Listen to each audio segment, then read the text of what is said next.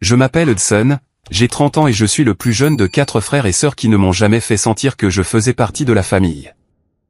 En grandissant, Marcus, Allison et Jack ont formé leur club exclusif. Un club auquel je n'ai jamais été invité à me joindre. Quand ils se sont mariés chacun leur tour. Le schéma a continué, 3 mariages, 3 exclusions délibérées qui ont coupé plus profondément qu'ils ne pouvaient l'imaginer. Maintenant fiancé à ma merveilleuse fiancée, Sophia, je planifie notre mariage avec une seule idée en tête. Après des années à être mis à l'écart, c'est enfin mon tour. Avant de partager comment j'ai fait goûter à mes frères et sœurs leur propre médecine, laissez un j'aime, abonnez-vous à la chaîne, et dites-moi d'où vous regardez. Le drame familial frappe différemment quand on l'a vécu. Et croyez-moi, cette vengeance a été servie à la température parfaite. J'ai grandi dans un quartier calme de classe moyenne à Portland, en Oregon, où la plupart des familles avaient 2 ou 3 enfants qui jouaient ensemble après l'école. Notre maison se distinguait par ses 4 enfants. Bien que de l'extérieur, personne n'aurait deviné que j'appartenais à peine. L'écart d'âge entre nous était significatif. Marcus a 39 ans maintenant, Allison 37 ans et Jack 35 ans. Ces années ont fait toute la différence dans la façon dont ils me voyaient. Non pas comme un frère, mais comme un ajout indésirable. Mes parents, Richard et Diana, tenaient une petite quincaillerie familiale qui consommait la majeure partie de leurs heures d'éveil. L'entreprise nous permettait de vivre confortablement, mais exigeait leur attention constante, surtout pendant mes premières années lorsque l'économie a chancelé.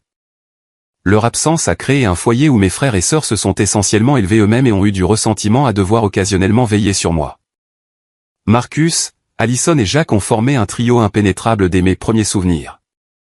Ils partageaient des blagues intérieures, des langages secrets, et le plus douloureusement un front unifié contre mon inclusion et tout ce qu'ils jugeaient important. Je peux encore me représenter la cabane dans les arbres que mon père a construite dans le chêne de notre jardin quand Marcus a eu 12 ans. Quelques jours plus tard, un panneau peint à la main est apparu sur l'échelle. Interdit aux bébés. Je n'avais que 3 ans alors, mais le message était clair et est devenu un thème pour les 2 décennies suivantes de ma vie. À mesure qu'ils grandissaient, leur méthode d'exclusion devenait plus sophistiquée. Quand ils s'aventuraient en balade à vélo dans le quartier, ils attendaient que maman m'envoie me brosser les dents avant de s'éclipser par la porte arrière. Je sortais dans une maison vide, confus et blessé, tandis qu'ils exploraient les lits de ruisseaux et les terrains abandonnés qui bordaient notre lotissement. Au moment où j'avais appris à rouler assez bien pour suivre, ils étaient passés au skateboard ou à traîner chez des amis, toujours un pas en avance dans leurs efforts pour me laisser derrière. L'été de mes 8 ans, mes parents ont fait une folie pour un voyage en famille à Disney World, des vacances uniques pour une famille gérant une petite entreprise en période incertaine. Mon excitation était sans borne jusqu'au 2e jour, quand je me suis réveillé seul dans la chambre d'hôtel avec un mot griffonné à la hâte, parti à Space Mountain. Trop grand pour toi de toute façon. J'ai passé 3 heures terrifié à l'hôtel jusqu'à ce qu'une femme de ménage aide à contacter la sécurité. Mes parents ont écourté leur propre attraction pour me retrouver, mais mes frères et sœurs se sont contentés de hausser les épaules lorsqu'ils ont été confrontés. On pensait qu'il allait nous ralentir, a expliqué Jack sans remords. Quand je me plaignais à mes parents, leur réponse suivait un schéma prévisible. Ils sont juste plus âgés, Hudson. Ils veulent leur espace, disait ma mère, me lissant les cheveux tout en reportant déjà son attention sur la préparation du dîner ou l'inventaire du magasin. L'approche de mon père était encore moins utile. Durcis-toi, mon fils. Les frères et sœurs se disputent, ils finiront par se rapprocher. Mais ils ne l'ont jamais fait, et mes parents n'ont jamais insisté. Au lieu de m'imposer dans leur monde, j'ai développé mes propres mécanismes d'adaptation. Pendant qu'ils revendiquaient l'arrière-cour et la salle de loisirs du sous-sol, j'ai transformé ma chambre en sanctuaire. Je dévorais des livres d'aventure et d'amitié, construisais des maquettes d'avions complexes et apprenais à coder en utilisant un ordinateur obsolète que mon père avait rapporté d'une vente de garage. Je suis devenu autonome par nécessité, développant des passe-temps solitaires qui ne nécessitaient pas l'approbation ou la participation des autres. Le seul point positif était mon amitié avec Tyler Johnson, qui vivait 3 maisons plus loin, un enfant unique avec des parents qui accueillaient la présence constante d'un ami calme et bien élevé. La maison de Tyler est devenue mon refuge. Ses parents m'invitaient à des voyages de camping, applaudissaient mes présentations scolaires et se souvenaient de mes préférences alimentaires, toutes choses que ma propre famille réussissait rarement. Madame Johnson a un jour commenté que j'étais pratiquement de la famille, une remarque décontractée qui a provoqué des larmes inattendues que j'ai rapidement attribuées à des allergies. Mon 10e anniversaire reste particulièrement douloureux. Ma mère avait organisé une modeste fête au bowling local, invitant mes camarades de classe avec des cartes colorées que j'avais aidé à adresser. Le matin de la célébration est arrivé et nous avons attendu tandis que les pistes réservées restaient vides. 1 heure après l'heure de début, ma mère a commencé à passer des appels, découvrant que mes frères et sœurs avaient dit à mes amis que la fête avait été reportée au week-end suivant. Juste un malentendu, a insisté mon père. Mais les sourires échangés entre Marcus et Allison ont raconté la véritable histoire. Nous avons joué au bowling en famille à la place. Mes frères et sœurs se plaignant tout le temps d'avoir manqué d'autres plans. Cet anniversaire a déclenché quelque chose en moi. Non seulement de la douleur, mais de la détermination. Si je ne pouvais pas gagner leur respect par le lien familial, je forcerais leur reconnaissance par l'accomplissement. Je me suis jeté à corps perdu dans les études, rejoignant le journal de l'école au collège et l'équipe de débat au lycée. J'ai accumulé des trophées et des certificats que mes parents affichaient fièrement, bien que mes frères et sœurs les aient dénigrés comme des récompenses de chouchou des professeurs. À 17 ans, j'avais obtenu une bourse substantielle pour une université prestigieuse de la côte opposée. Un accomplissement que même Marcus, qui avait fréquenté le collège d'État aux frais de nos parents, ne pouvait pas minimiser. La nuit où j'ai reçu mon dossier d'acceptation, ma mère m'a appelé dans la cuisine après le dîner, mes frères et sœurs déjà dispersés dans leur chambre ou sortis avec des amis. « Tu sais que nous sommes fiers de toi », a-t-elle dit, les mains repliant nerveusement un torchon. « Mais c'est si loin. Es-tu sûr de vouloir déménager à travers le pays ?» Cette question contenait la première reconnaissance de mon existence en tant que personne indépendante avec des désirs qui ne tournaient pas forcément autour de notre dynamique familiale. Je me souviens m'être senti à la fois validé et triste qu'il ait fallu 17 ans et un départ imminent pour provoquer cette prise de conscience. « Je suis sûr, maman », ai-je répondu, imaginant déjà la liberté d'un endroit où personne ne me connaissait comme le 4e enfant oublié. Notre dernier dîner en famille complète avant mon départ pour l'université reste gravé dans ma mémoire, non pas pour une connexion significative, mais pour sa formalité gênante. Mes parents avaient insisté pour que tout le monde soit présent, ce qui a entraîné un repas inconfortable où mes frères et sœurs vérifiaient leur téléphone sous la table et offraient des félicitations monosyllabiques lorsqu'on les y incitait. Je suis parti pour l'école la semaine suivante avec un curieux mélange d'excitation et de soulagement. Sentant déjà que la distance pourrait être ma meilleure défense contre une vie entière de rejet subtil. Dès ma 2e année d'université, j'avais créé une vie qui me semblait authentiquement la mienne. Ma spécialisation en études de communication jouait sur mes forces. Les professeurs appréciaient mon travail approfondi, et j'avais noué des amitiés solides avec des gens qui aimaient réellement ma compagnie. À 5000 km de Portland, je pensais rarement aux frères et sœurs qui avaient passé des années à me faire sentir invisible. L'appel téléphonique de ma mère en novembre a perturbé cette paix durement gagnée. Marcus a demandé Nathalie en mariage le week-end dernier, a-t-elle annoncé, sa voix débordant d'excitation. Il prévoit un mariage en juin. Mon frère sortait avec Nathalie depuis près de 3 ans, donc la nouvelle n'était pas surprenante. Mais ma réaction m'a pris au dépourvu. Malgré tout, une lueur d'espoir s'est allumée. Un mariage, un nouveau départ, un nouveau membre de la famille, une opportunité de réinitialiser notre relation en tant qu'adulte plutôt qu'en tant qu'enfant rancunier. C'est une excellente nouvelle, ai-je répondu avec un enthousiasme sincère. Je vais vérifier mon emploi du temps d'examen, mais je devrais pouvoir revenir pour un long week-end en juin. Ma mère a émis un son affirmatif avant de changer de sujet pour mes cours. Avec le recul, j'aurais dû reconnaître son évasivité comme l'avertissement qu'elle était. Les vacances de Thanksgiving m'ont ramené à la maison pour la première fois depuis l'été. La maison semblait plus petite d'une certaine manière. Ma chambre d'enfant était conservée, mais donnait l'impression d'appartenir à quelqu'un d'autre. Marcus et Nathalie nous ont rejoints pour le dîner, apportant des magazines de mariage brillants et des brochures de lieux qui ont dominé la conversation. Nous pensons au jardin au bord de la rivière. Nathalie s'est exclamée, montrant des photos d'un lieu élégant au mur de verre surplombant la rivière Willamette. Ils ont la vue la plus incroyable sur le coucher de soleil pour la réception. Marcus semblait différent autour d'elle, plus doux, plus animé. Il m'a même reconnu en me posant des questions sur l'école. Et pendant un bref et stupide instant, j'ai imaginé que mon frère avait dépassé les rancunes de l'enfance quand Nathalie a mentionné avoir besoin d'aide pour assembler des sacs de bienvenue pour les invités venant de l'extérieur. Je me suis porté volontaire immédiatement, impatient de contribuer. C'est tellement gentil, Hudson, a-t-elle dit, touchant mon bras. Nous garderons certainement cela à l'esprit. Plus tard ce soir-là, en aidant ma mère à débarrasser la vaisselle, j'ai entendu Marcus dans le salon avec Allison et Jacques, leur voix portant à travers la bouche d'aération. « Qu'est-ce qu'on fait avec le problème du gamin ?» a demandé Allison, un terme qui m'a instantanément ramené aux vacances en famille où j'étais toujours le défi logistique. « Je m'en occupe », a répondu Marcus, sa voix plus basse. « Le lieu a des limites strictes d'invités, donc nous utilisons ça. » Il va y croire ? Jacques semblait sceptique. Pourquoi pas ? Ce n'est pas comme s'il connaissait quoi que ce soit à l'organisation de mariage. Leurs rires m'ont fait l'effet d'une douche froide. 20 ans, à mi-chemin de l'université, et toujours le problème du gamin à gérer et à écarter. Je suis resté figé dans la cuisine, assiette à la main, tandis que ma mère faisait semblant de ne pas entendre, s'activant à emballer les restes. Le lendemain matin, j'ai confronté Marcus alors qu'il prenait un café avant de retourner à son appartement. Mes parents et mes frères et sœurs dormaient encore, nous offrant un rare moment seul. « Je vous ai entendu parler hier soir », ai-je dit, allant droit au but à propos du « problème du gamin ». « C'est toujours ce que je suis pour vous ?» Marcus a eu la décence de paraître momentanément mal à l'aise avant que son expression ne se durcisse en un dédain familier. « N'écoute pas aux portes des conversations privées, Hudson. » Alors, c'est vrai que vous utilisez de fausses restrictions de lieu pour m'exclure de votre mariage ? Il a soupiré, posant sa tasse de café.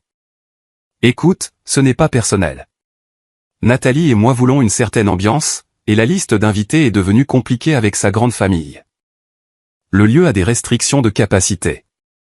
Assez pour inclure tous les cousins et amis universitaires, mais pas ton propre frère. Tu ne l'apprécierais pas de toute façon, a-t-il dit, son ton suggérant qu'il était raisonnable. Ce sont surtout des personnes âgées, la famille de Nathalie, nos amis. Tu t'ennuierais.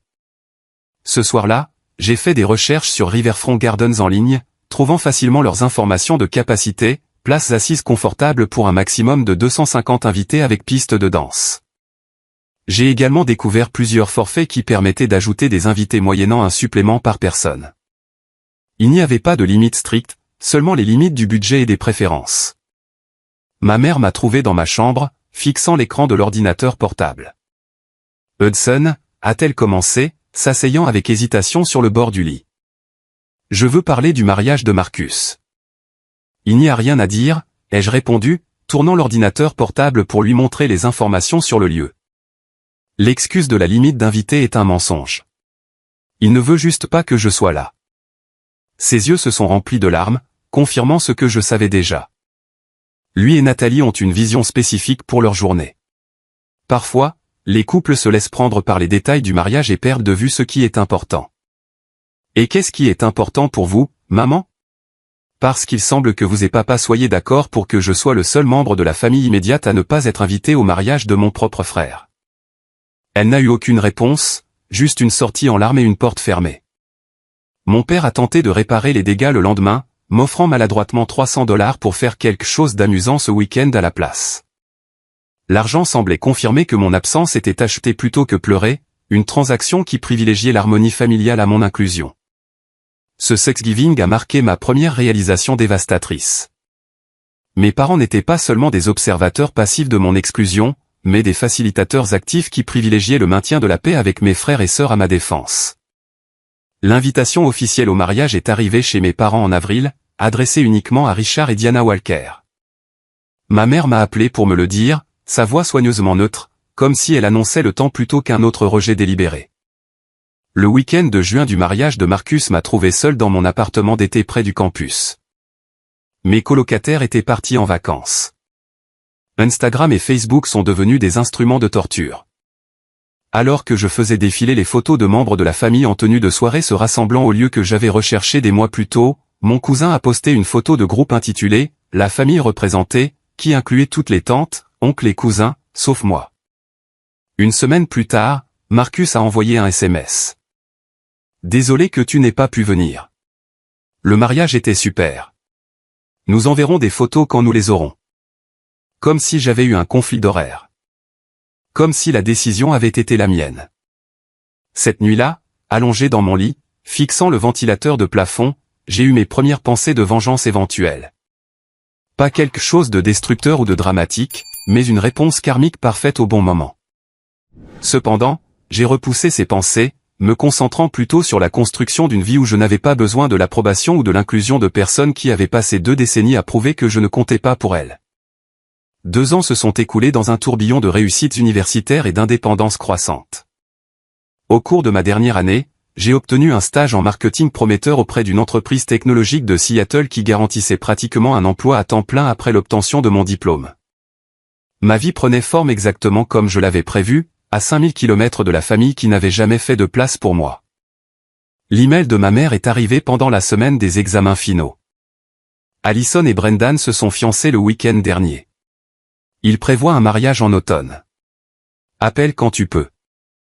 Malgré tout, cette lueur d'espoir familière est revenue.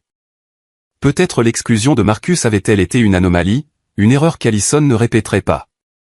Après tout, elle avait toujours été légèrement moins hostile que nos frères, m'incluant occasionnellement dans des soirées cinéma quand de meilleures options ne se présentaient pas. Après avoir terminé mes examens, j'ai pris une décision impulsive de rentrer chez moi sans prévenir. Peut-être que le fait de me montrer, d'être physiquement présent au lieu d'une voix distante au téléphone, leur rappellerait que j'étais une vraie personne avec des sentiments, pas seulement une pensée après coup gênante. Je suis arrivé un samedi après-midi, prenant un covoiturage depuis l'aéroport pendant que ma mère était au magasin. La surprise sur son visage quand elle est entrée et m'a trouvé dans la cuisine était un premier véritable moment de joie, puis une anxiété indubitable. « Hudson, nous ne vous attendions pas avant le mois prochain », s'est-elle exclamée, posant les sacs d'épicerie. Je pensais surprendre tout le monde, ai-je répondu, aidant à déballer les courses.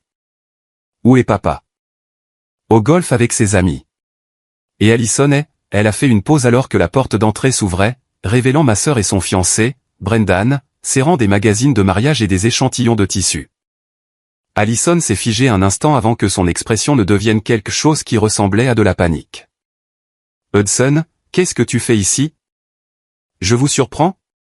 Félicitations pour vos fiançailles. » J'ai tendu la main à Brendan, qui semblait confus par l'attention. « Je suis Hudson, le frère d'Allison. »« Ah. Bien sûr, » a-t-il dit en me serrant la main. « Allison a mentionné que vous étiez à l'université dans l'Est. »« M'a mentionné? C'est déjà ça, » ai-je répondu avec une légèreté forcée. Allison a vérifié sa montre avec une préoccupation exagérée. « Nous avons en fait un rendez-vous avec le fleuriste dans 20 minutes. Nous nous sommes juste arrêtés pour prendre les échantillons de couleurs. » Avant que je ne puisse répondre, ils ramassaient leurs affaires et inventaient des excuses hâtives. Brendan avait l'air déconcerté mais suivait Allison qui le poussait pratiquement vers la porte. « Nous devrions nous rattraper plus tard, » ai-je appelé après eux.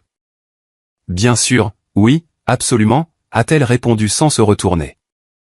Ma mère s'est affairée à ranger les courses, évitant mon regard. « Ils sont très occupés par la planification du mariage, » a-t-elle dit faiblement. « Je vois, » ai-je répondu. « Peut-être pourrais-je aider. J'ai de l'expérience en design grâce au stage en marketing.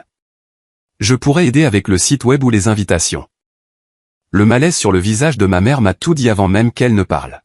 « Oh, ma chérie, c'est gentil. Mais Allison est très particulière. Elle et sa colocataire de collège s'occupent de tout ça. »« Maman, » ai-je dit doucement. « Allison a-t-elle l'intention de m'exclure de son mariage aussi ? » Elle a abandonné les courses, s'asseyant lourdement à la table de la cuisine.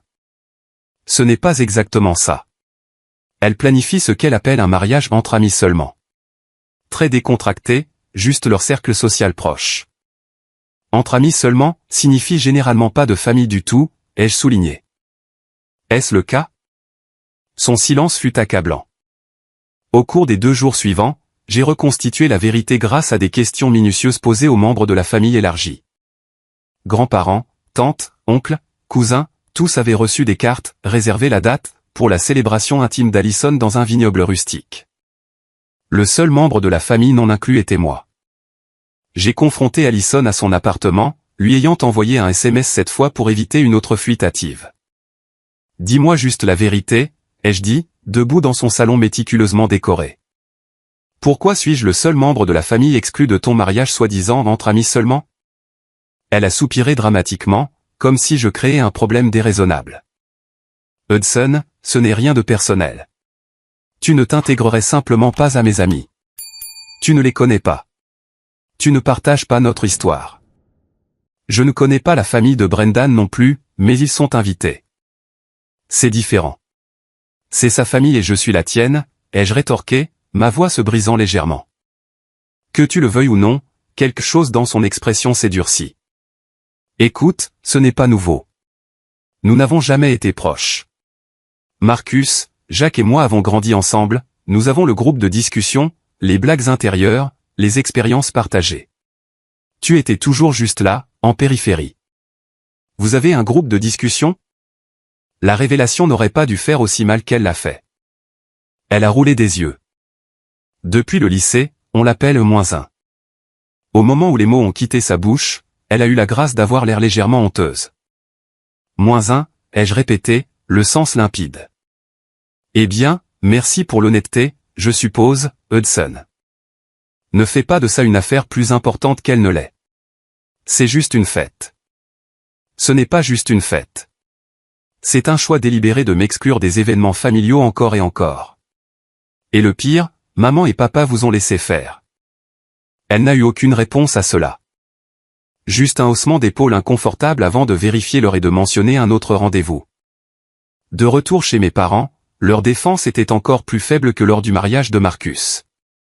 Mon père a tenté d'expliquer qu'Alison avait toujours été têtue, tandis que ma mère a suggéré que je me concentre sur les aspects positifs des liens familiaux.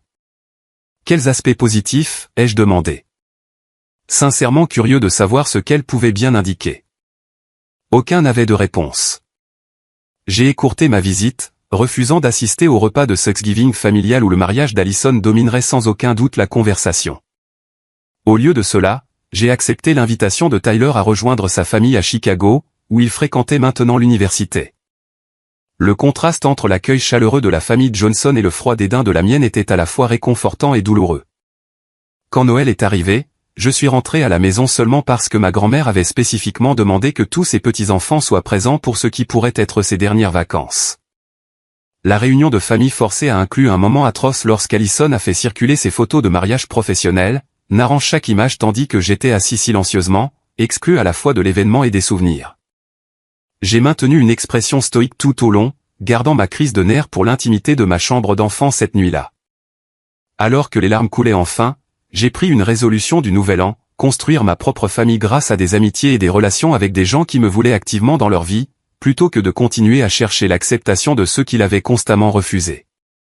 Après l'obtention de mon diplôme, j'ai accepté le poste à temps plein dans le cabinet de marketing de Seattle où j'avais fait mon stage. Le déménagement à travers le pays semblait symbolique. Non seulement quitter le campus de la côte et qui avait été mon domicile temporaire, mais créer une distance géographique permanente par rapport aux dynamiques familiales qui avaient défini mon enfance. Seattle me convenait. L'énergie créative de l'industrie technologique correspondait à mes ambitions, et la réputation de la ville pour ses habitants polis mais réservés signifiait que je pouvais établir des liens à mon propre rythme. 6 mois après mon nouveau poste, j'ai rencontré Sophia lors d'un projet collaboratif entre nos départements. Avec des cheveux foncés, un esprit vif et une gentillesse qui ne semblaient jamais forcés, elle ne ressemblait à personne que j'avais fréquenté à l'université. Notre relation a progressé naturellement, les dîners en semaine évoluant en randonnée le week-end et finalement la rencontre de sa famille très unie qui vivait juste à l'extérieur de la ville. La maison Lou fonctionnait avec une chaleur et une inclusion qui m'ont initialement mis mal à l'aise simplement parce que c'était si peu familier. Les parents de Sophia insistaient pour que je me joigne à leurs dîners dominicaux hebdomadaires. Son père m'enseignant à faire de bonnes boulettes pendant que sa mère gardait mon thé préféré dans leur garde-manger. « Ta famille doit te manquer sur la côte opposée », a commenté un jour Monsieur Lou. Son hypothèse de liens familiaux normaux était à la fois touchante et douloureuse. « Nous ne sommes pas particulièrement proches », ai-je répondu, me concentrant intensément sur le pliage de la pâte à boulettes. C'est pendant cette période paisible de construction de ma propre vie que le message de groupe familial, celui où j'étais réellement inclus, a sonné avec l'annonce de Jacques. A demandé Kristen en mariage hier. Elle a dit, oui, prévoit un mariage au printemps prochain. Des messages de félicitations ont inondé le fil de discussion de la part des parents, de la famille élargie, et bien sûr, de Marcus et Alison. J'ai fixé mon téléphone, me demandant comment réagir. 2 mariages précédents, 2 exclusions délibérées.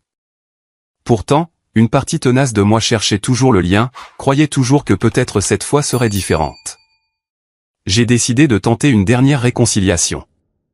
Plutôt que de simplement envoyer un SMS, j'ai acheté un cadre photo en cristal coûteux chez un artisan local, l'ai fait graver avec les noms de Jacques et Kristen et la date de leur fiançailles, et je l'ai expédié à leur appartement avec une note sincère exprimant mon bonheur véritable pour eux.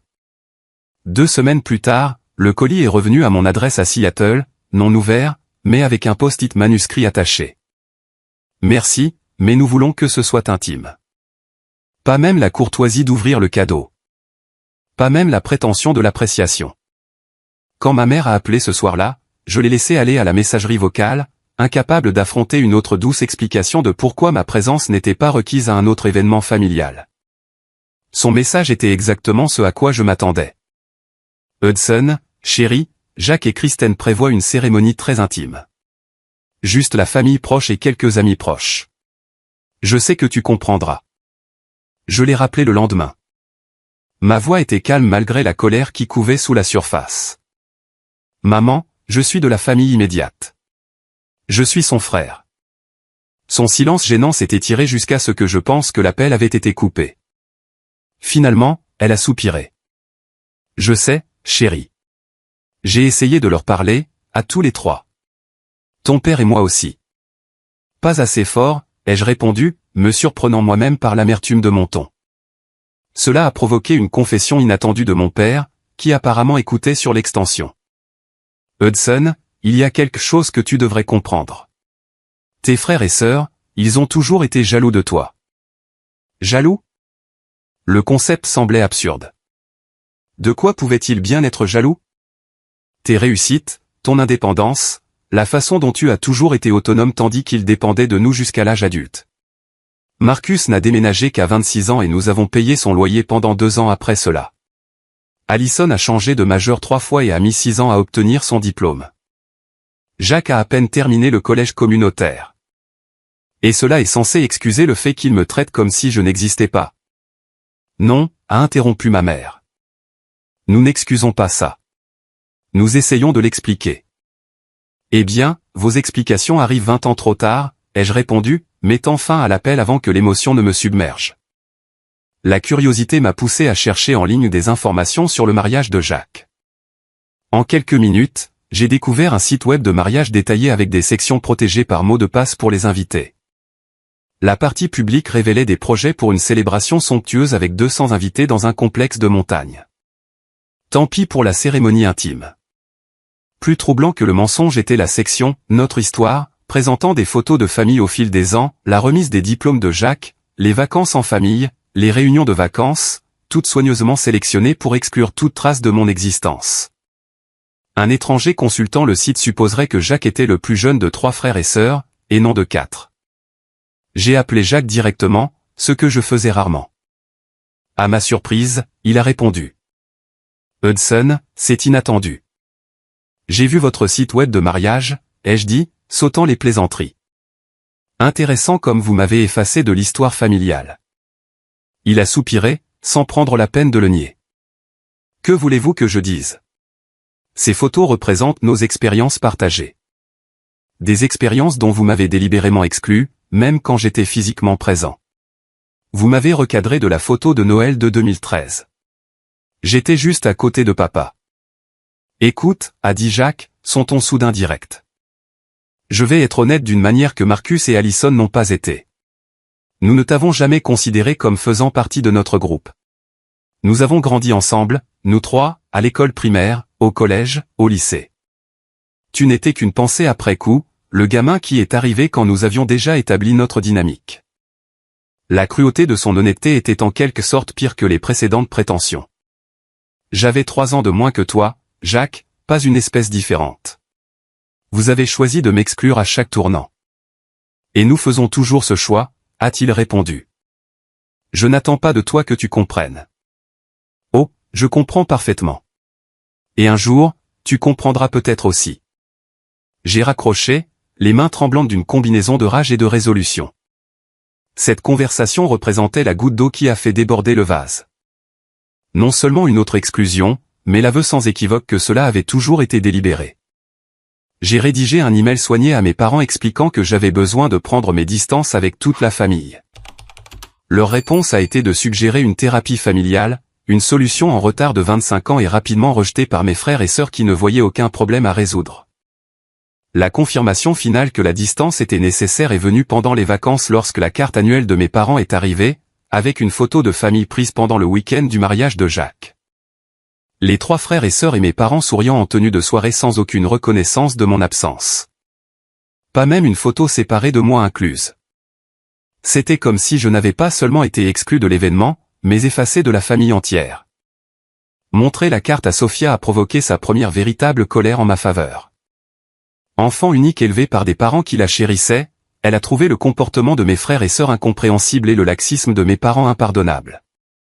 Ils ne te méritent pas, a-t-elle déclaré platement, jetant la carte dans la poubelle de recyclage. La famille n'est pas seulement un ADN partagé. C'est être présent. C'est faire de la place. C'est se célébrer mutuellement. Son indignation m'a donné la permission pour la mienne. Et cette nuit-là est devenue un tournant. Blotti sur notre canapé, je me suis enfin permis de ressentir pleinement la douleur accumulée des décennies. Non seulement les exclusions des mariages, mais chaque commentaire dédaigneux, chaque oubli intentionnel, chaque moment où on m'a fait sentir que mon existence était un inconvénient plutôt qu'une joie. Sophia m'a tenu pendant cette crise, et au matin, quelque chose avait changé. La douleur constante de chercher l'approbation de personnes déterminées à la refuser avait commencé à s'apaiser, remplacée par la certitude que je méritais mieux. Je méritais la famille que je construisais, des amis qui choisissaient ma compagnie, des collègues qui valorisaient mes contributions, et surtout, Sophia, qui m'aimait sans réserve ni condition. 2 ans se sont écoulés avec un contact minimal avec ma famille. Des échanges de SMS occasionnels avec mes parents, des appels d'anniversaire qui restaient superficiels, et un silence complet de mes frères et sœurs. Pendant ce temps, ma carrière a prospéré alors que j'étais promu directeur créatif, gérant une équipe qui produisait constamment des campagnes primées. Plus important encore, ma relation avec Sophia s'est approfondie à travers les défis et les célébrations. Quand une alerte sanitaire a envoyé son père à l'hôpital, j'ai pris un congé pour aider la famille à gérer les décisions médicales. Quand ma présentation a permis à notre agence de remporter un client majeur, Sophia a organisé un dîner surprise avec des amis pour célébrer. Nous avons construit des rituels et des souvenirs qui sont devenus le fondement de notre vie commune. Pour notre 2e anniversaire, j'ai planifié un voyage de randonnée d'1 week-end au Mont-Rainier, l'évasion en plein air préférée de Sophia. Alors que le lever du soleil peignait le pic enneigé d'une lumière dorée, je me suis agenouillé sur le sentier de montagne et je lui ai demandé de m'épouser. La bague, un saphir entouré de petits diamants, a capté la lumière du matin alors que des larmes remplissaient ses yeux. Oui, a-t-elle murmuré, puis a crié extatiquement au paysage montagneux vide. Oui. Ce soir-là, après le champagne de célébration et les appels à sa famille ravie, la question inévitable s'est posée. Devrions-nous appeler tes parents, a demandé Sophia doucement, sachant le terrain compliqué dans lequel nous entrions. J'ai hésité. Demain. Ce soir, c'est juste pour nous et ta famille. Elle a hoché la tête, comprenant sans jugement. Et quand nous commencerons à planifier, que veux-tu faire de tes frères et sœurs? La question planait entre nous, l'éléphant dans la pièce qu'il faudrait aborder. Honnêtement, je ne sais pas encore, ai-je admis. Une partie de moi veut être la personne la plus grande. Une autre partie se souvient exactement de ce que c'était d'être le seul membre de la famille non invité à 3 mariages différents. Quoi que tu décides, je te soutiens, m'a-t-elle assuré, sa main chaude dans la mienne. Ce sont ta famille, mais c'est notre mariage. Nous faisons les règles. Le lendemain, j'ai appelé mes parents pour leur annoncer la nouvelle. Leur joie sincère s'est clairement manifestée. Ma mère pleurant des larmes de joie et la voix de mon père rude d'émotion. Aucun des deux n'a mentionné mes frères et sœurs avant la toute fin de l'appel. As-tu déjà prévenu Marcus, Alison et Jacques, a demandé ma mère avec hésitation. Non, ai-je répondu honnêtement. Je ne suis pas sûr de le faire. Le silence qui a suivi en a dit long. Finalement, mon père s'est raclé la gorge. Ils ont changé, Hudson, depuis que tu es parti. Je pense qu'ils ont réalisé certaines choses. C'est bon à entendre, ai-je répondu avec neutralité. Mais ça n'efface pas le passé. Après l'appel, j'ai posté une simple annonce de fiançailles sur les réseaux sociaux, la plateforme que mes frères et sœurs utilisaient le plus activement. En quelques heures, des commentaires de félicitations sont apparus de la part d'amis, de collègues et de la famille élargie. Il n'y avait aucune réaction notable de Marcus, Allison ou Jacques, bien que je savais qu'ils avaient vu le message. 3 jours plus tard, ma mère a de nouveau appelé, « Sont-on prudent? Tes frères et sœurs ont vu ton annonce de fiançailles. Ils sont très heureux pour toi. C'est intéressant? » Ils ne pouvaient pas me le dire directement, Hudson.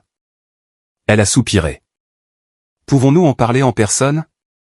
Peut-être que ton père et moi pourrions venir à Seattle le mois prochain. Nous pourrions discuter des préparatifs du mariage et d'autres choses.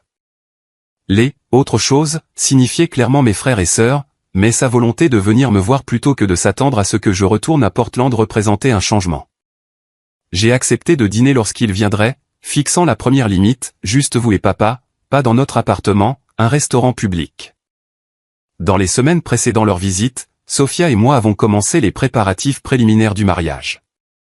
Nous nous sommes mis d'accord sur une cérémonie printanière dans un lieu au bord de l'eau près de Seattle, suffisamment petit pour être intime, mais suffisamment grand pour accueillir les personnes qui comptaient vraiment dans nos vies. La grande famille élargie de Sophia représenterait environ la moitié de la liste d'invités, avec mes amis proches, mes collègues et ma famille choisie formant le reste. Mes parents sont arrivés un vendredi soir, s'installant dans un hôtel du centre-ville avant de nous rejoindre dans un restaurant haut de gamme surplombant le détroit de Puget. Ma mère m'a serré fort dans ses bras, son parfum déclenchant des souvenirs d'enfance que je croyais oubliés depuis longtemps. Mon père, plus grisonnant et légèrement courbé, m'a tapé l'épaule avec une émotion inhabituelle. Après avoir commandé, ma mère a tendu la main sur la table pour me serrer la main. Nous sommes si fiers de toi, Hudson. La vie que tu as construite ici, ton succès en trouvant Sophia, tout ce que tu as accompli. Merci, ai-je répondu, sincèrement ému par sa sincérité. Nous vous devons des excuses, a dit mon père, me surprenant par sa franchise. Ta mère et moi avons beaucoup réfléchi depuis que tu as pris du recul par rapport aux réunions de famille. Nous t'avons déçu. Nous avons permis à tes frères et sœurs de t'exclure à plusieurs reprises, et nous avons privilégié le maintien de la paix au détriment de la défense de ce qui était juste. La simple reconnaissance, tant d'années après, a provoqué un serrement inattendu dans ma gorge. Pourquoi maintenant, ai-je réussi à demander? Pourquoi reconnaître cela après tout ce temps? Parce que te perdre de nos vies nous a fait réaliser ce que nous avions fait, a répondu ma mère, les larmes aux yeux. La chaise vide pendant les fêtes, le silence là où tes nouvelles devraient être. Nous avons finalement compris ce que tu devais ressentir toutes ces années, présent mais invisible. Leurs excuses semblaient sincères. Leurs regrets palpables. À travers la nappe blanche et les bougies vacillantes. Des décennies de douleur ne pouvaient pas se dissoudre en une seule conversation, mais quelque chose a changé en moi. Une volonté de considérer que les gens pouvaient changer, pouvaient reconnaître leurs erreurs, pouvaient faire mieux. J'apprécie ça, ai-je finalement dit. Cela signifie beaucoup de vous l'entendre dire. Nous aimerions vous aider avec le mariage si vous le permettez, a proposé mon père. Financièrement et autrement. Tout ce que vous et Sophia voulez, nous y réfléchirons, ai-je répondu. Pas tout à fait prêt à accepter pleinement leur offre. Alors que le dessert arrivait, ma mère a abordé avec hésitation le sujet que je savais inévitable. Tes frères et sœurs ont posé des questions sur le mariage. Ils veulent savoir s'ils seront inclus. J'ai posé ma fourchette. La paix momentanée perturbée. Après m'avoir exclu de leurs 3 mariages, pourquoi s'attendraient-ils à une invitation au mien? Ils regrettent leurs actes, a insisté mon père. Ils ont grandi, Hudson. Te voir construire ta vie sans eux a été un signal d'alarme. Les mots sont faciles, ai-je rétorqué. Ont-ils réellement exprimé ce regret envers moi? L'un d'entre eux m'a-t-il contacté directement? Mes parents ont échangé des regards. Ils ont peur que tu les rejettes, a admis ma mère. Ils savent à quel point ils t'ont blessé. Alors que notre conversation se poursuivait, j'ai réalisé que j'étais à la croisée des chemins. Je pouvais perpétuer le cycle d'exclusion, donnant à mes frères et sœurs exactement ce qu'ils m'avaient donné, un aperçu de ce que c'était d'être des outsiders, les oublier, ou je pouvais briser le schéma, étendre l'invitation qu'ils ne m'avaient jamais offerte. Et potentiellement commencer à guérir des blessures qui avaient suppuré pendant des décennies. À la fin du dîner, je ne m'étais engagé ni dans un sens ni dans l'autre, mais j'avais accepté d'y réfléchir. De retour dans notre appartement cette nuit-là, Sophia et moi avons longuement discuté de la situation. « Qu'est-ce que tu veux vraiment faire ?» a-t-elle demandé, blottie à mes côtés au lit. Non pas ce que tu penses devoir faire ou ce qui leur donnerait une leçon, mais ce qui rendrait notre jour de mariage parfait pour toi. J'ai examiné attentivement sa question. Honnêtement, je veux qu'ils comprennent ce que j'ai ressenti. Je veux qu'ils vivent ce que je leur ai fait subir, mais je ne veux pas devenir comme eux dans le processus. Cette nuit-là, tandis que Sophia dormait à mes côtés, l'inspiration m'est venue. Il y avait une troisième option, un juste milieu parfait qui fournirait à la fois la réponse karmique que je désirais et l'opportunité de croissance que mes parents croyaient que mes frères et sœurs méritaient. Le lendemain matin, j'ai exposé mon plan à Sophia, qui a écouté avec des yeux écarquillés avant d'éclater de rire d'appréciation. « C'est en fait génial », a-t-elle admis. Exactement le bon équilibre entre conséquences et opportunités. Avec son approbation, j'ai commencé la planification détaillée du mariage pour de bon. Nous avons choisi un magnifique lieu au bord de l'eau avec vue sur les montagnes olympiques, choisi une palette de couleurs qui complétait la beauté naturelle du nord-ouest du Pacifique, et créé un site web pour partager les détails avec nos invités. Plus important encore, j'ai élaboré une section spéciale de notre liste d'invités, 3 entrées qui recevraient des invitations très particulières conçues pour délivrer un message puissant en gestation depuis des années. L'exécution de mon plan a nécessité de la précision et une attention aux détails, des qualités que j'ai développées au cours des années de travail professionnel en conception. Pendant que Sophia coordonnait avec les traiteurs et les fleuristes, je me suis concentré sur la création de 3 cartes spécialisées qui ne semblaient être que des invitations de mariage. J'ai sélectionné un papier cartonné épais de couleur crème identique à nos véritables invitations, j'ai commandé la même calligraphe, et j'ai utilisé des enveloppes et des seaux de cire assortis. Pour l'observateur occasionnel, ces 3 pièces seraient indiscernables des véritables invitations envoyées à nos vrais invités. Le contenu, cependant, était soigneusement élaboré pour refléter les excuses que mes frères et sœurs avaient utilisées au fil des ans. Pour Marcus, l'aîné qui avait invoqué des limites strictes d'invités tout en invitant 200 autres. J'ai écrit, Hudson Walker et Sophia vous prie de bien vouloir prendre note qu'en raison de limites strictes d'invités lors de notre prochaine célébration de mariage, nous ne sommes pas en mesure de vous accueillir, vous ou votre conjoint. Bien que d'autres membres de la famille élargie soient présents, nous avons pris la difficile décision de privilégier ceux avec qui nous partageons des liens significatifs. Pour Allison, qui m'avait exclu sous prétexte d'un mariage entre amis seulement tout en invitant tous les autres membres de la famille, sa carte disait « Hudson Walker et Sophia le sont heureux d'annoncer leur célébration de mariage ». Qui inclura les amis et les membres de la famille qui ont constamment montré leur soutien tout au long de notre relation. Comme il s'agit d'un rassemblement de personnes qui se soucient sincèrement de nous deux, nous ne pensons pas que vous vous sentiriez à l'aise dans la communauté authentique que nous avons créée. Pour Jacques, qui avait invoqué une cérémonie intime réservée à la famille immédiate tout en planifiant un événement élaboré, j'ai rédigé « Hudson Walker et Sophia vous invitent à comprendre que notre prochain mariage n'inclura que ceux que nous considérons comme la famille immédiate. Telle que nous la définissons. Bien que cette définition englobe les parents éloignés, les amis proches et les collègues qui ont été présents dans nos vies, elle ne s'étend malheureusement pas aux frères et sœurs qui nous ont systématiquement exclus de leurs événements majeurs. Chaque carte incluait une petite photo de Sophia et moi entourés de notre famille choisie d'amis, ainsi que la date et le lieu réel de notre mariage. En bas de chaque carte, j'ai ajouté une touche finale, information que vous n'êtes pas invité à utiliser. Le design était magnifique, le message indubitable, l'exécution impeccable. Quand j'ai montré les cartes complétées à mes parents lors de leur dernière journée à Seattle, ils ont d'abord été choqués. Hudson, cela semble dur, a commencé ma mère, lisant la carte de Marcus avec des yeux écarquillés. Est-ce le cas, ai-je rétorqué. Ce sont littéralement leurs propres mots et actions qui leur sont renvoyés. Je ne fais rien qu'il ne m'ait déjà fait. 3 fois différentes. Mon père a étudié chaque carte attentivement avant de hocher la tête lentement. C'est en fait juste. Douloureux, mais juste. Ils vous ont complètement exclus. Vous leur donnez la vérité avec un chemin vers l'avant. Exactement, ai-je convenu. Je ne leur interdis pas de me contacter ou d'essayer de se faire pardonner. Je leur montre simplement exactement ce que leur comportement a ressenti en utilisant leur propre justification. Après une discussion réfléchie, mes parents ont accepté à contre-cœur de soutenir mon approche, reconnaissant qu'il s'agissait d'une réponse proportionnée plutôt que d'une vengeance malveillante. Ma mère a même admis, peut-être est-ce ce dont ils ont besoin pour vraiment comprendre l'impact de leur choix.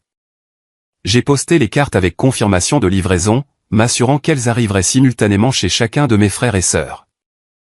Puis j'ai attendu, sachant que les messages soigneusement élaborés déclencheraient exactement la réaction que j'anticipais. L'explosion est survenue 48 heures plus tard.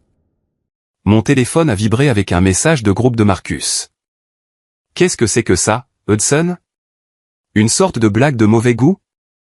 Allison a répondu quelques secondes plus tard. « C'est mesquin et puéril. Je pensais que tu étais censé être le plus mature, Jack. » Typiquement le plus direct, a écrit simplement. « Pas cool, mec. Pas cool du tout. » Je n'ai pas répondu au chat de groupe, les laissant mijoter dans l'inconfortable reconnaissance de leur propre tactique. Mes parents ont signalé avoir été bombardés d'appels en colère, qu'ils ont géré en faisant calmement remarquer que mes frères et sœurs éprouvaient exactement ce à quoi ils m'avaient soumis à plusieurs reprises. Marcus fut le premier à m'appeler directement, sa voix tendue d'une colère contenue. « Je comprends que tu sois en colère contre le passé, mais là, tu vas trop loin. »« Vraiment ?» ai-je demandé calmement. « J'utilise simplement les mêmes excuses que tu as utilisées pour m'exclure de ton mariage. »« Comment ça fait d'être à l'autre bout ?»« Ça fait chier, » a-t-il admis après une longue pause. « Mais c'était il y a des années, Hudson. Les gens changent. C'est pratique que tu aies changé. Juste à temps pour assister à mon mariage. » Il n'a eu aucune réponse à cela. Allison a laissé un message vocal en larmes sur l'importance de la famille et à quel point elle était blessée, l'ironie lui ayant apparemment échappé, qu'elle exprimait exactement les sentiments qu'elle avait rejetés quand ils étaient les miens. Jack a adopté l'approche la plus directe, se présentant à mon immeuble de bureau sans préavis un après-midi. La réceptionniste a appelé et contre mon meilleur jugement, j'ai accepté de le rencontrer dans le hall. « Nous devons parler de ça », a-t-il dit, brandissant la non-invitation. « De quoi faut-il parler ? Tu m'as exclu de ton mariage, affirmant que c'était seulement la famille immédiate alors que tu as invité 200 personnes. Je te rends simplement l'appareil. » Ce n'était pas personnel, a-t-il insisté, faisant écho à des mots qui m'avaient profondément blessé des années auparavant. « Cela rend les choses pires, pas meilleures, ai-je répondu. Tu m'as blessé si négligemment que tu n'as même pas considéré que c'était important. Pendant les 30 minutes suivantes, j'ai calmement énuméré chaque exclusion, chaque rejet, chaque moment où il m'avait délibérément fait me sentir indésirable dans ma propre famille. À chaque exemple, la posture défensive de Jack diminuait jusqu'à ce qu'il s'asseye lourdement sur un banc du hall, l'air sincèrement ébranlé. « Je n'y avais jamais pensé de ton point de vue, » a-t-il admis. « Nous t'avons juste toujours considéré comme séparés parce que tu as choisi, j'ai souligné, tous les jours pendant des décennies. Vous avez choisi de me traiter comme un étranger. » Pour la première fois dans nos vies d'adultes, j'ai vu un véritable remords dans son expression. « Je suis désolé, Hudson. Je le suis vraiment. Nous avons tout gâché. » « Oui, vous l'avez fait. » Je me suis levé pour mettre fin à la conversation. « Et maintenant, vous savez exactement ce que ça fait. » Alors que je me dirigeais vers l'ascenseur, il m'a appelé. « Alors c'est ça. Nous ne sommes pas invités, point final. » Je me suis retourné brièvement. Les cartes n'étaient pas de vraies invitations, Jack. C'étaient des miroirs. Ce qui se passe ensuite dépend de vous tous. Ce soir-là, Sophia m'a tenu pendant que je digérais les confrontations, m'assurant que je n'avais rien fait de mal en me défendant enfin. Ils avaient besoin de ressentir ce que tu as ressenti, a-t-elle insisté. Parfois, les gens ne peuvent pas comprendre la douleur avant de l'avoir eux-mêmes vécue. Mes parents ont navigué dans une position délicate entre leurs enfants, essayant de servir de médiateur sans prendre parti. Les membres de la famille élargie ont commencé à me contacter, certains soutenant ma position, d'autres exhortant au pardon sans responsabilisation. J'ai maintenu des limites fermes tout au long, sans fermer complètement la porte ni me précipiter pour absoudre des décennies de douleur sans un véritable changement. Les réseaux sociaux sont devenus brièvement un champ de bataille avec des messages vagues d'Allison sur l'harmonie familiale et le pardon, clairement destinés à susciter la sympathie. Je suis resté silencieux en ligne, refusant de m'engager dans le drame familial public. Ceux qui me connaissaient vraiment comprenaient. Ceux qui ne comptaient pas ne comprenaient pas. À travers tout cela, j'ai ressenti une légèreté inattendue. Après des années à porter le poids du rejet, je l'avais enfin abordé directement au lieu de faire semblant que cela ne faisait pas mal. Les cartes de réponse n'avaient pas été une vengeance, mais une vérité, un miroir tendu au comportement que mes frères et sœurs n'avaient jamais été forcés de confronter. Pour la première fois de ma vie, ce n'était pas moi qui étais blessé, rejeté ou oublié. J'avais retrouvé mon pouvoir et je leur avais fait ressentir, juste brièvement, ce que j'avais enduré à plusieurs reprises. Et ce faisant, j'avais ouvert la possibilité, aussi petite soit-elle, d'un véritable changement. Notre jour de mariage a commencé avec un temps parfait dans le nord-ouest du Pacifique, un ciel bleu clair avec juste assez de couverture nuageuse pour créer des photographies spectaculaires sur fond des montagnes olympiques. Le lieu au bord de l'eau ressemblait exactement à ce que nous avions imaginé, avec des décorations simples et élégantes qui complétaient plutôt que de rivaliser avec la beauté naturelle qui nous entourait. Alors que je me tenais dans une pièce privée, ajustant ma cravate, mon téléphone a vibré avec un SMS inattendu de Marcus. Nous sommes tous au café à 2 pâtés de maison de ton lieu de réception. Pourrions-nous parler avant la cérémonie? Juste 5 minutes. J'ai montré le message à Tyler, mon meilleur homme et plus vieil ami, qui a levé un sourcil. C'est ton choix, mon pote. Mais quoi que tu décides, ne les laisse pas gâcher ta journée. Après un instant de réflexion, j'ai répondu, hall du lieu de réception, 15 minutes, vous trois. Sophia était dans une autre pièce avec ses demoiselles d'honneur, et j'ai décidé de ne pas l'impliquer dans ce drame potentiel avant notre cérémonie. C'était un problème familial à résoudre, et aujourd'hui plus que tout autre jour, j'avais besoin de le gérer avec clarté et force.